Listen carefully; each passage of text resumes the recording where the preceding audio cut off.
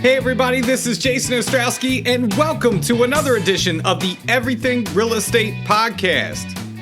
Happy New Year to all of you. It is a brand new year, a brand new start for our business, and we've officially turned the page on 2023, and now it's time to conquer 2024. I hope all of you feel motivated and refreshed, and I am certainly motivated by our first podcast of 2024.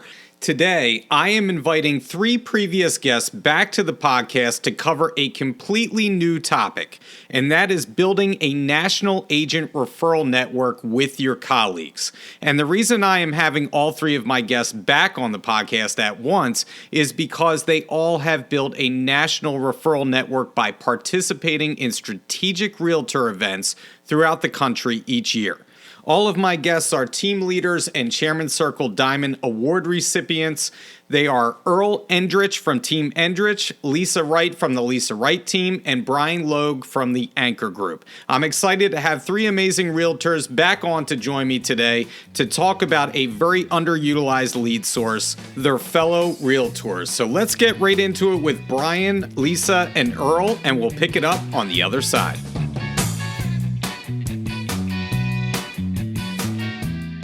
Well, this must be my podcast Christmas present, even though we're probably going to put this out after Christmas. We are recording prior to Christmas. And this has to be my present because I have three of my favorite people together on this podcast, and they are back to talk about the power of networking and their unique approach to building a great network of referrals throughout the entire country. So I want to start with how this all began. All three of you now go to Buffini events throughout the country. You participate in BHHS events when they happen nationally. I even heard that Earl follows Buffini around the country like it was a Phish or a Grateful Dead concert. So how did all this begin? Who started doing this first? And how did all three of you end up doing this? So Earl, I'm going to start with you on this one. And let's talk about the genesis of how all this started. So I don't know who started it first. I know I've been traveling to Buffini events.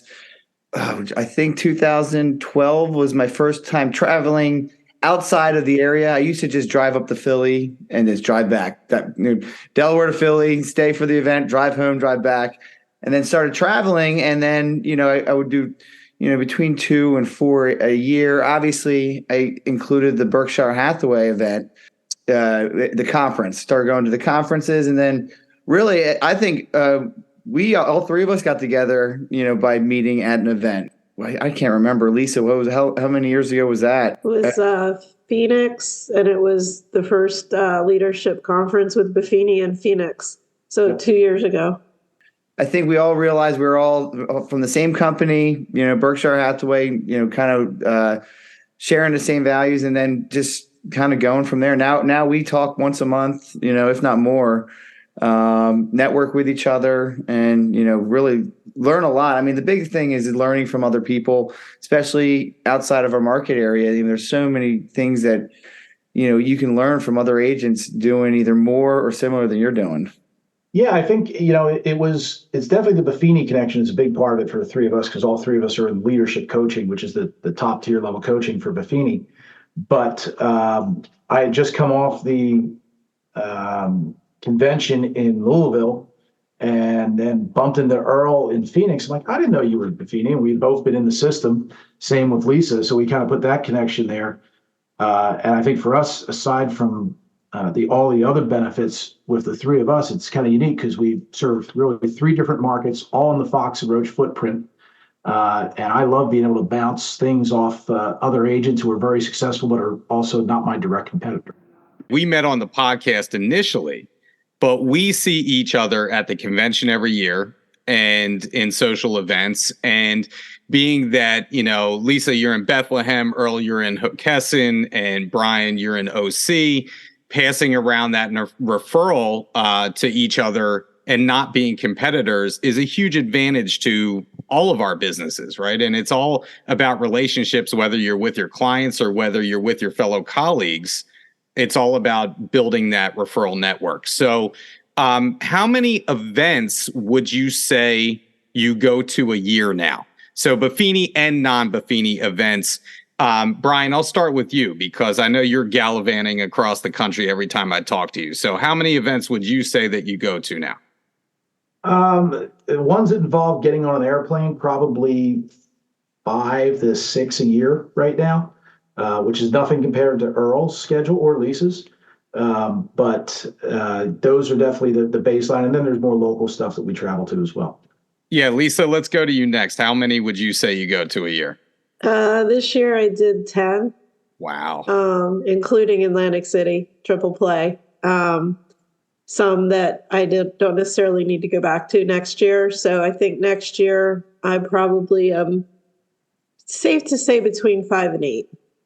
Which is, I mean, that's a great deal of time to be saying, all right, Earl, I know like Earl's like going to hit me with like 25. Earl, how many would you say you go to a year? That's nowhere near 25, but ones that I get on an airplane and travel to this past year, I think, what do I got here? And I'm going to, you know what, I'll count triple play as well. So that was 15. Okay. So nowhere near 25. And in direction of my wife, I'm not going to do that many next year. So it'll probably be between 6, maybe 6 and 8 events. I like to do at least 4, no matter what, every quarter. It's a great way to kind of refocus, redirect and kind of get you back on track. So. Yeah. Do you feel when you're going to that many events a year, and for those of us that have been to the convention or we've been even to like a Tom Ferry event, a Ninja event, you name it, Buffini event, they are very motivating. So do you find for all three of you, do you find a large part of this is that you don't get to experience necessarily those valleys, of where you kind of drift? There's always something to bring you back. You talk about the coaching as well, and we'll get into that. But do you find that going to these events keeps you motivated throughout the year? I don't know Lisa, let's start with you on that one. Yeah, definitely.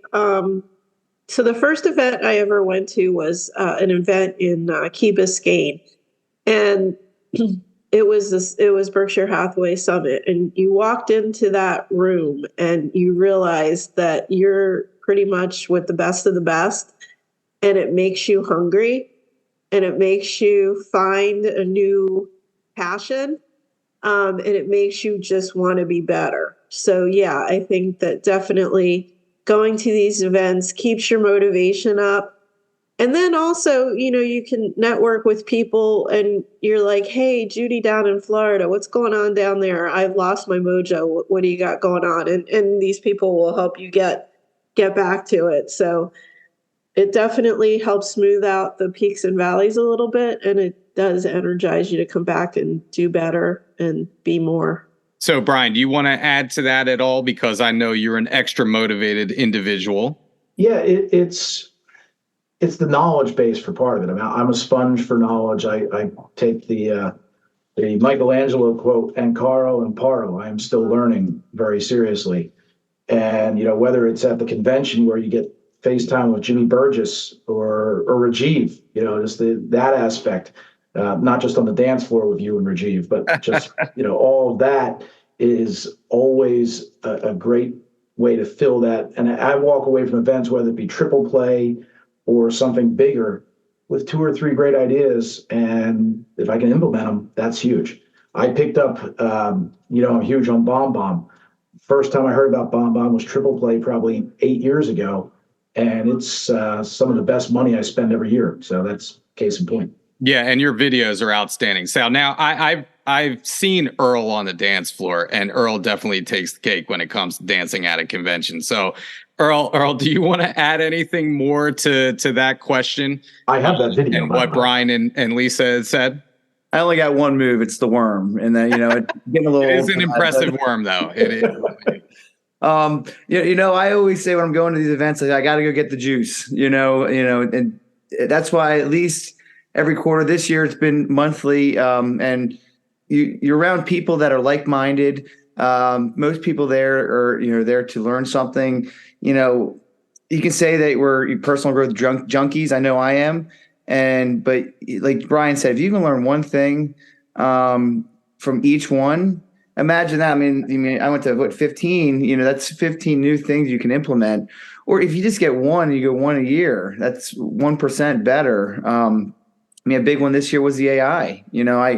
I actually learned that at a Tom Ferry event, and now since you and Rajiv have really been, leading the charge with Fox and Roach on it, I've learned so much, and I probably wouldn't have been as interested if I didn't originally see it at a conference. Now I'm trying to suck it up, and I use it all the time. And I think you, like you said, it is that motivating factor. It's almost like you said, the juice. Once you get that into your system, you want more of it, and just like the three of you, I am kind of like that junkie as well, where I like to improve a little bit each day if I can. And having that motivation and being around like-minded people puts you kind of over the top. Just being with the three of you, like, I get motivated to do more. And so we talked about the amount of time that you spend at these events. Financially, obviously, there is a commitment there, and you have made that commitment to go to these things. So what is the advantage overall of laying out that kind of money to go to these places? We talked about, obviously, it's motivating, it's this, it's that. But at the heart of it, what does it mean for your business to go to these events? What do you get out of it, both financially and personally? And Lisa, let's start with you, then I'll go to Earl and then Brian. So each event does have a cost associated with it, obviously. A lot of this stuff I've been able to pay for this year with airline miles and awards points. So that's a way to kind of offset that cost.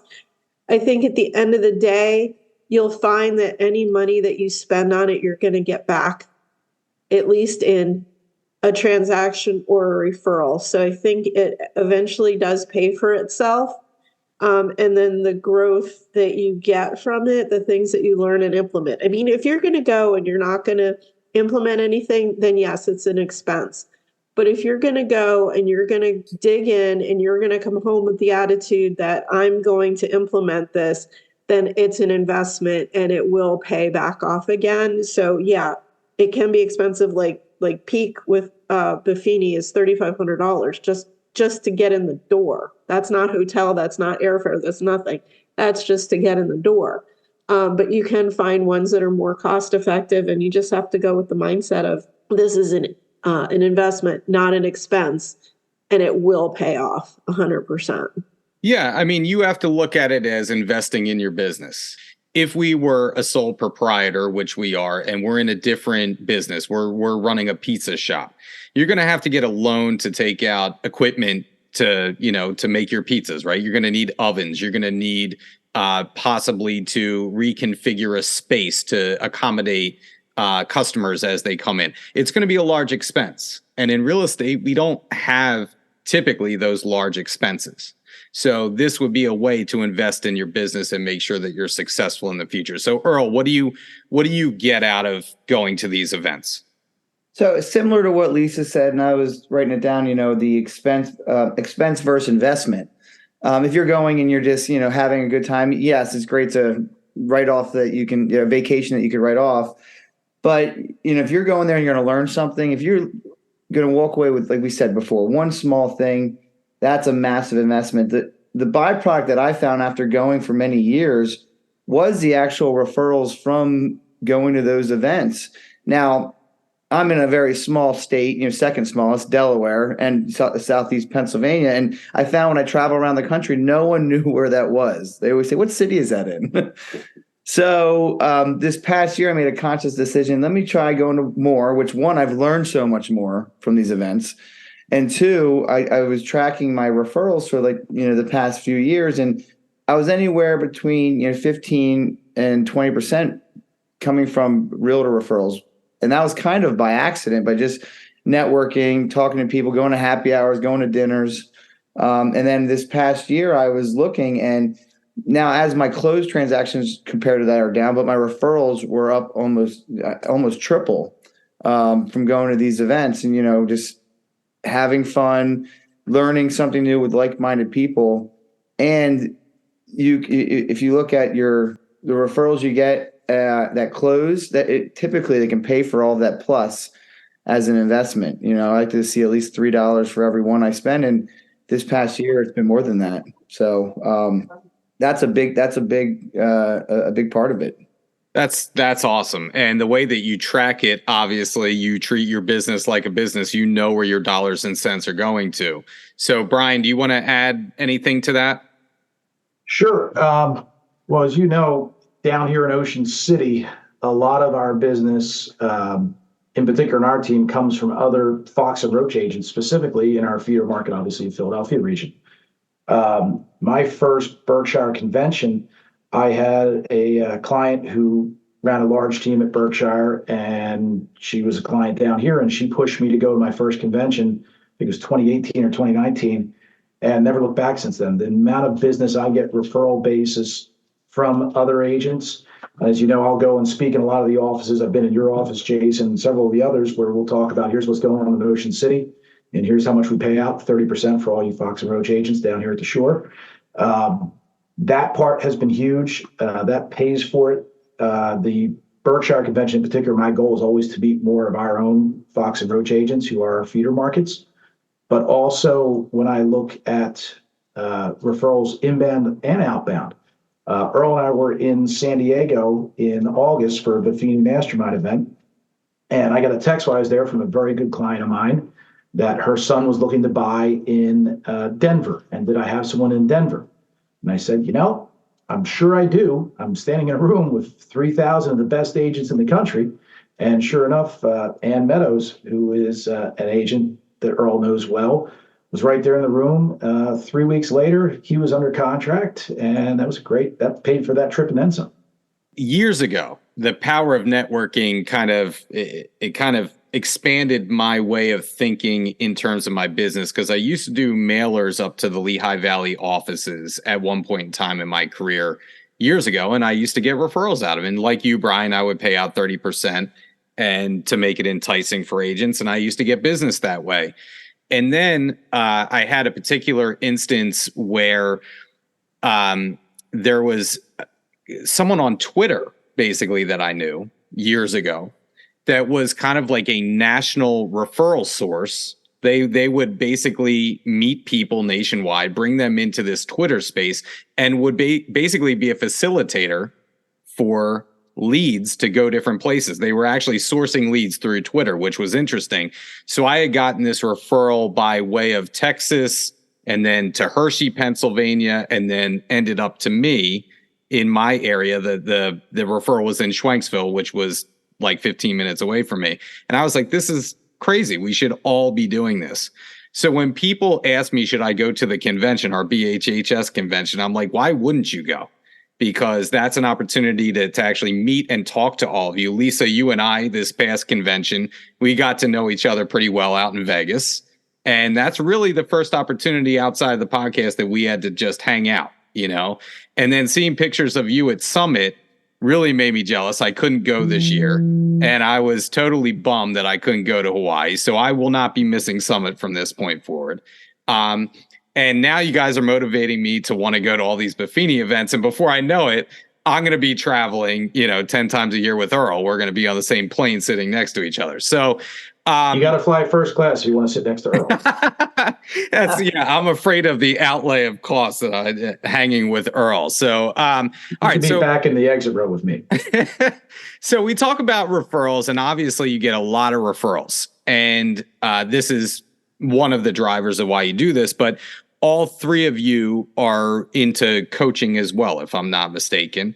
And so Buffini, Ninja, Tom Ferry, they're all big on their coaching program. So not only what are you getting out of these events, but what are you getting out of consistently working with business or a life coach or any kind of coaching at all? Brian, let's start with you on this one. What are you getting out of it for your business? Well, I started with Buffini coaching in 2019. I'd been involved in their network for years before that, but I started in 2019, and I waited too long. I should have done it way before that. My coach at that point in time, going into COVID and everything we went through in COVID, my business practically tripled through COVID. And I attribute a lot of that to that guidance from my coach, and frankly, just keeping me motivated. When everybody else watched Netflix for 3 months, I kept my nose to the ground, and it worked. So coaching is just huge. And now, again, all three of us are in leadership coaching with Buffini, which means that we get our coaches who coach us one-on-one, but we also have coaching calls with our teams. And my team right now is a product of a merger, and we're going to be 11 people next month. So it's huge for them to get that time with our coach and to look at all the things that go behind it. Buffini has the real strengths, which helps us understand our people, helps our coach understand our people. It's just huge. And, as they say all the time, show me one high-performing athlete or high-performing executive who doesn't have some kind of a coach. Yeah, it's a great point. Earl, how about you? What's coaching mean to your business? I mean, everything really. I started in '07, and then if anyone knows about that time frame, everything started to tank. You and me both. I started in '07 too. Yeah. Unfortunate, I'm glad we started in a time because now we've weathered it. And we've learned the right ways to do things. But my manager, Gail Ranolfi, she's wonderful. She was doing a 100 Days to Greatness course, which was a Buffini course, and I'm so grateful and thankful for her that I took that, because then I started working that system. Now, even doing that system, I'd go on, I'd work. I mean, I was 24, so I'd work for 3 months, and I'd do pretty well, and then I wouldn't do any of the activities for 3 months, and then I'd lose everything. Not lose everything, but have to start all over. So I got into one-to-one coaching in 2010, which the market was still rough then. And I had someone that kind of, kept me to my activities, kept me accountable, capable. And I mean, that year I went up by 40% the next year with someone that actually, get on the phone. What's our plan for today, for the next 2 weeks? Okay, here's our plan. What can I keep you accountable to? What can I count on you to do? And my personality is, if I say I'm going to do it and I don't do it, I'm almost more hard on myself. And her there saying like, oh, wow, you could have done a lot better. Like the whole disappointment thing is, horrible for me. So I've been doing it since then, and I'm not going to go back. I'll probably, if I get out of real estate, I'll probably still have a coach. So. And I totally get that. And Lisa, I know just your personality. I know you're very much a self-starter, but what has coaching done for your career? I only have been coaching for a couple of years. And it really was born out of, okay, I have this team of great women. Now, how do I help them grow? And a lot of the coaching has given me the language, like everything's in my head and I just don't know how to articulate it. So the coaching has given me the vocabulary to communicate the skills that we need to grow as a team. And it's been, beneficial in a lot of ways. And then also, going back to what Brian said, we're all real strengths addicts, I'd almost say. Understanding what makes you tick, what makes your team tick. That's been a huge benefit. And I've had so many aha moments this year where I'm like, oh, that's why I do that. And now I've kind of embraced it. Instead of thinking of it as a negative thing, I lean harder into my profile. And I think, next year, one of my goals is to get my team more into the profile and understanding who they are. And that's been eye-opening for me. So vocabulary and understanding my strengths are the two main reasons why I enjoy the coaching.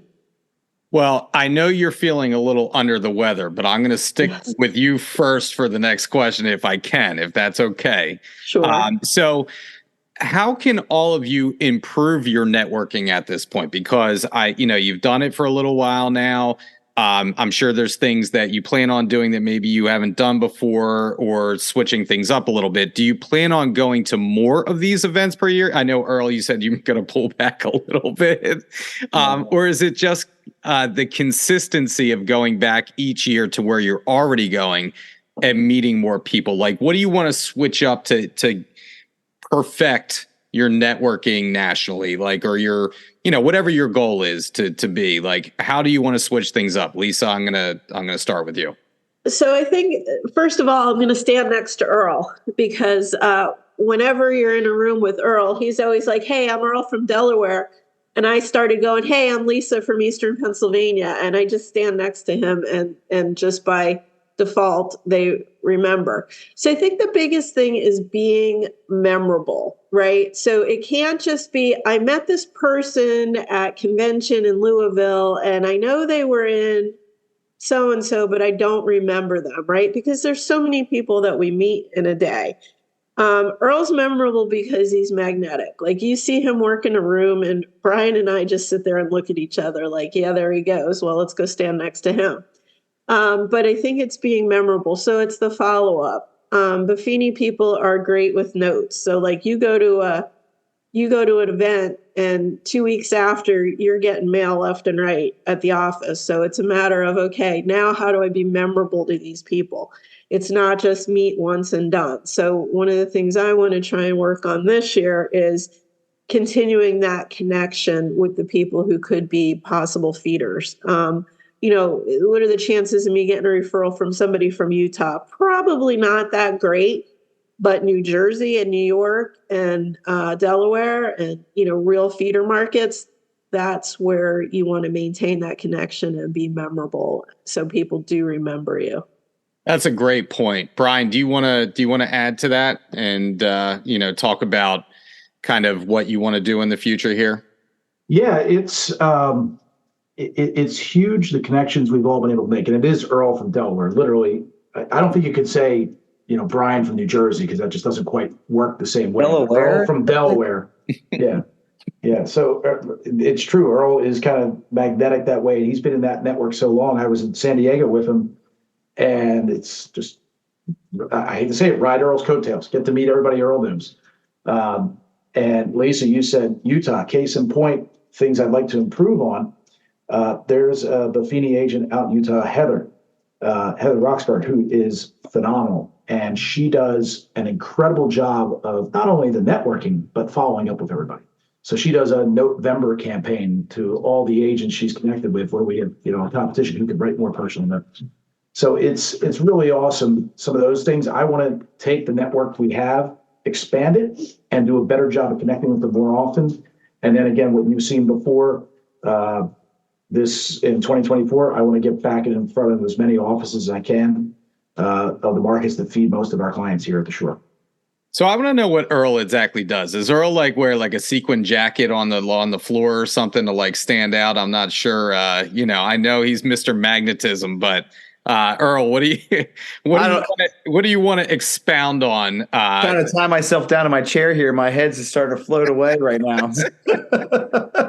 We need double doors in any room with Earl. Yeah. Head through. I just enjoy it. Yeah, it's just fun. Like I said before, I was looking back at my numbers, and I looked at two things. Like, all right, where does my business come from? I know obviously everyone has a few different areas their business comes from. And what do you enjoy doing? Well, again, back to at least talking about the real strengths profiles. I'm an explorer. I like to go different places, and then I also like to meet new people. So you're going to these events is all of that in one. Especially like the Fox and Roach event, or not, or the conference, the convention.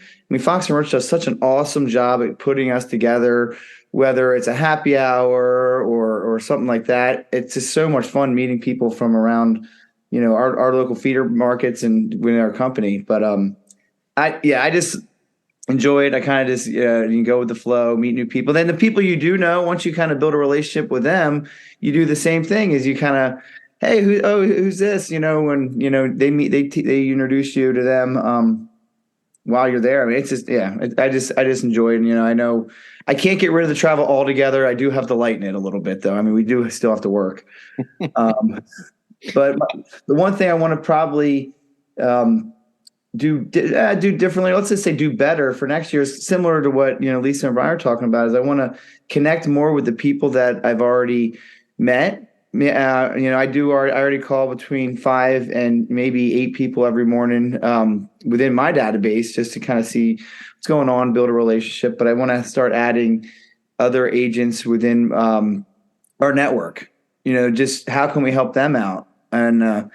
And also I want to start really getting my database more in tune on that. I have relationships of great agents all around the country. So, if you have your cousin, aunt, uncle, mother looking to buy or sell their house, you don't want to use just some random agent that they saw on the internet. You want them to reach out to us so that we can set them up with someone that we know, like, and trust to help the ones that they care about.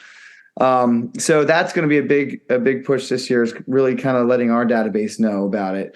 So if someone's going to, Ocean City, you know what I mean? They're calling Brian, I know he's going to take great care of them. You know what I mean? So, anywhere, up in like Eastern Pennsylvania, we're calling Lisa, you know what I mean? So basically we have all that set up and it's in my phone. I can text them.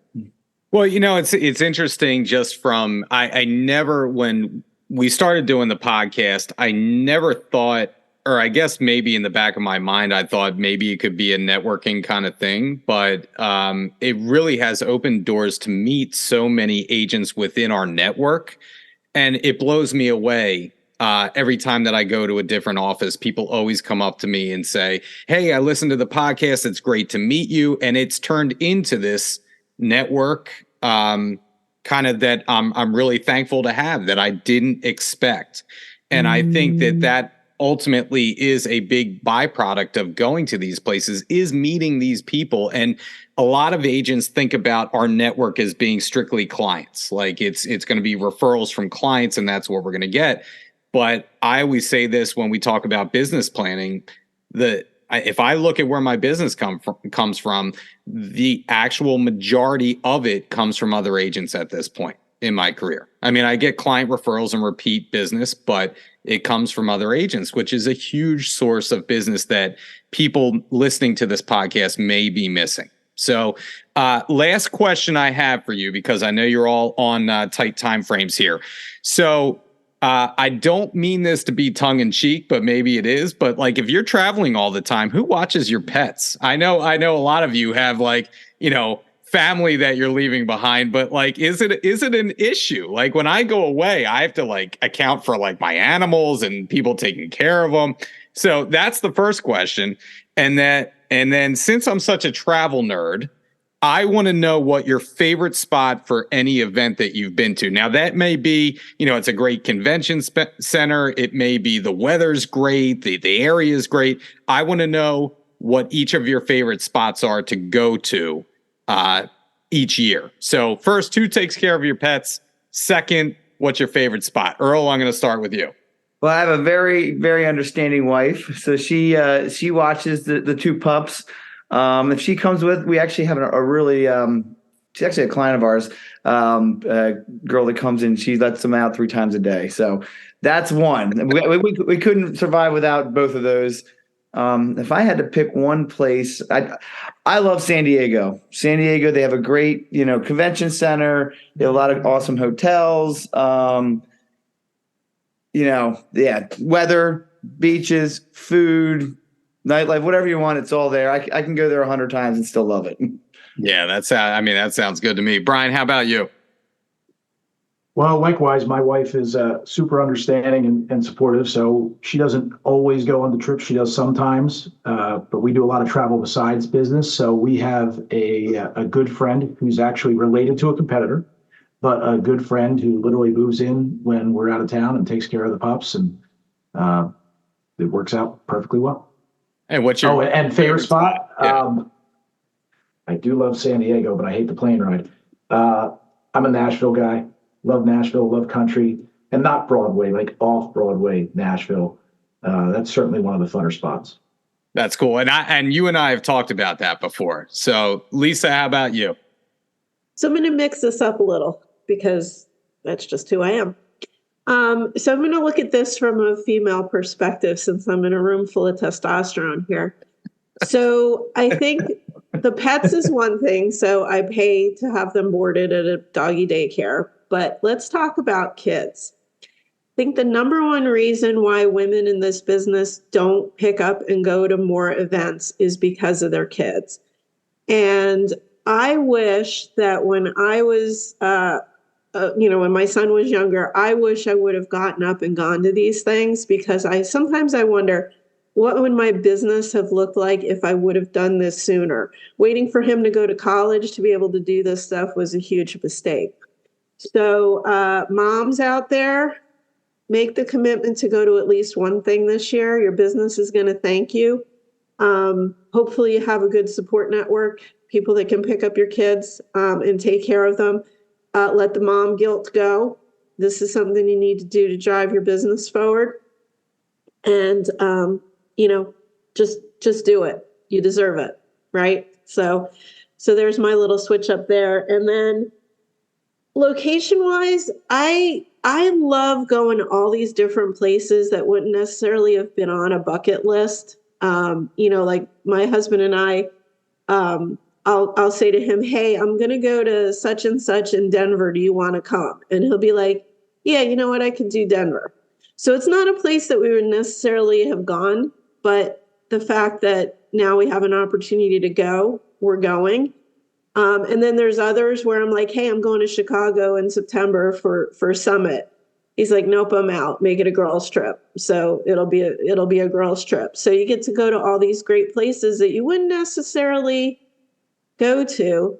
Hawaii was amazing. I ended up there for 2 weeks. My husband tagged along. So I'm going to say Hawaii was amazing. San Diego was fantastic. But the other thing you also have to realize is sometimes to get into these great hotels, it's not exactly the best season. So, for example, we were in Austin and it was literally 113 degrees outside and it was so hot that you didn't want to leave the hotel. So there's that. But I liked San Diego too. So I'm going to jump in with the guys and say San Diego was amazing. Wow. Well, that certainly seems like a consensus that San Diego may be the top spot. But it's funny, Lisa, you bring up several great points about the kids and leaving that guilt behind. One of the best trips I ever had, and this was not a non-working event, but we found this really cool old factory that was converted into a hotel in Lynchburg, Virginia. And you would not think to go to Lynchburg is one of your top locations to go, but we had a blast. Like, it was so much fun. And, we like that off the beaten path kind of stuff too. So I look forward to kind of going to places that people don't tend to go to. But you're motivating me now that I know all of you well. I feel like somehow I'm going to end up back in, I'm going to end up in San Diego with you this coming year. Lisa, you had your hand up. Do you want to add to that? I do. So maybe some of your audience is trying to figure out where they want to go this year. So we're going to kind of go through a roundtable of maybe where we're going. So yeah, I think that's a great idea. Yeah, I know all four of us are going to a convention in New Orleans. I'm going to stay. I usually try and tag a day before and a day after to go see stuff. So I'm planning a couple of fun excursions. I think we're all going to Buffini in Dallas and Nashville. Nashville is November. That's going to be amazing. Where else? Oh, Summit in Chicago. I think all of us Colorado are Springs. there. Yeah. Colorado Springs, and we're all in Colorado Springs in May. Yep. And then we're all in Phoenix in September. That's pretty cool. Well, Brian, you and I talked about like the Nashville thing, and I'm seriously considering going there because it's a short trip. And, it's something that's very doable. And Lisa, like you had mentioned with the convention, I typically stay either before or after, and we do something really cool at each one. Last year in Vegas, we took a helicopter into the Grand Canyon beforehand, which was super cool. So Earl, do you want to add anything to what has just been said? I'm going to all the same events as they are. I know I was trying to go down the list. And I was like, wow, that sounds like it's another 15. Hold on a second.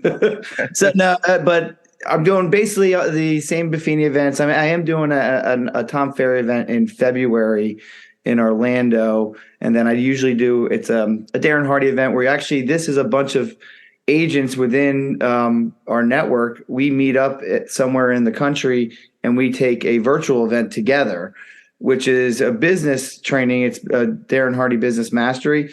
And it's kind of cool because they're all different areas, similar type of businesses, and you're learning kind of as a team. That's one of the benefits of going to these events or meeting these people. Now I'm lifelong friends with people around the country. I know, like Brian mentioned, Heather Roxburgh, like she's from Utah. I mean, she's a great friend, and she's such a wealth of knowledge. Like the whole team that I've been put together was somewhat of a model of how she runs hers, which I've never would have known if I didn't go to these events. And like now, she has a marketing program I use, called Be Epic. That's just, I mean, kind of, it's awesome. So, yeah, I mean, I think if you haven't gone to an event, and I was weary in the beginning. I was, like I said, I just didn't think. See, why would I go hang out with a bunch of realtors? It didn't make any sense. My coach kept saying, "Go hang out, go fly here." Like I'm going to fly there when I can drive 40 minutes to Philly and go to the same event. Like it doesn't make sense. So when I first went to my first one, I drove to Virginia, and I met these people were so giving, and they're all so like minded, and you just started meeting people and learning from them. I think it's invaluable. I'd say just do it. Pick one. Even if you're only going for the 2 days, I'd pick one. Like the Nashville one for Buffini is, it's an hour flight and only $150. I'd probably say you could probably get in and out of there with food between $500 and $1,000, depending on what type of food you like. Well, you know what? I want to end on this, and I want to say that, as agents, we're all looking for the magic bullet, right? Like what is the secret sauce that's going to explode my business? And first of all, there is no magic bullet. But I look at the three of you, and the proof is in the pudding, right? All three of you run very successful teams, very successful businesses. And what is the common link? You are all doing this together. And you're all getting such great knowledge and a referral base out of it that people can look at the three of you and your teams as templates as, okay, if you really want to take that next step in your career, here's some proof, right? You do what they're doing, the system works. And so Jason, if I can interrupt you there, because you just made me think of it. It is, each of us probably is the big fish in our small pond where we work. But you get at these events, not just Buffini. When I was at Louisville for the Berkshire conference, one of the synergy sessions, I was sitting next to the guy who was the number one guy in Park City, Utah, who's like number 3 in the country for Berkshire. And that's how you improve. Find somebody who's where you want to be and then pick their brain. And that's what we all get to do on a regular basis. Yeah. Well, they say you are the 5 people who you surround yourself with, right? And so, I'm lucky to be around the 3 of you, and you motivate me to want to do better and do more. And so I hope that our listeners out there are thinking the same thing. I'm going to, maybe they weren't thinking about going to the convention, but now they are, or they're thinking about potentially investing and going to a Buffini event or a Ferry event or Ninja Selling or whatever it is. Make that determination that you're going to do this. And this is something for 2024 that you're going to try and get out of your business. So, all right, we're going to leave it there because I think, Brian, you got to, hop on like at 11:30. So I'm going to leave you all there. And of course, I'm going to see you all in New Orleans come March. So we're only a couple months away from convention, and I'm really looking forward to it. So thanks to all 3 of you. Thanks, Jason. You're the man. Yep. Thanks, buddy. Thank you, Jason. Thank you. Thank you all. I'll leave you there. And again, happy holidays. That was the conversation with Lisa, Earl, and Brian. It was great to talk to them and get some insight on what they do to drive their business. Here are a few takeaways that I had in my conversation with them this week. Number 1, although Brian, Lisa, and Earl go to multiple events to build their business each year, that doesn't mean that you have to do everything that they do. But if you look at the results that they are getting from their business, this is a great template for you to follow. So maybe you just start out with a few events this year. Particularly, you may want to go to New Orleans to the BHHS convention and start there. It is a great place to start networking with your colleagues throughout the country and build that referral source.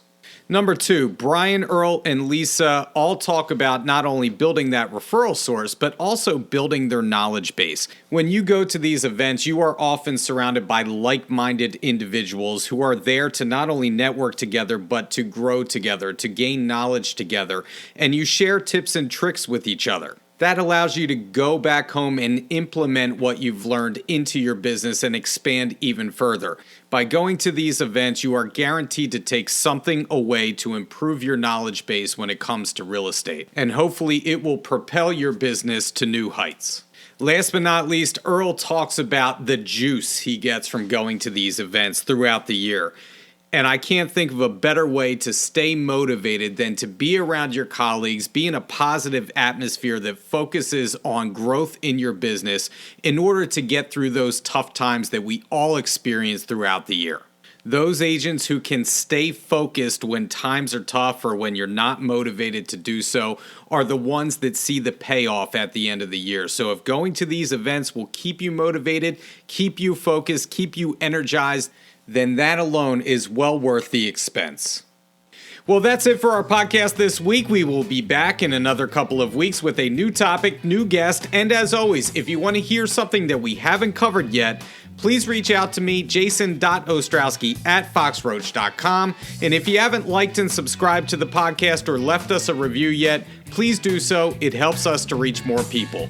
Once again, this is Jason Ostrowski saying stay safe out there, stay selling, and we'll catch you on the next episode of the Everything Real Estate Podcast.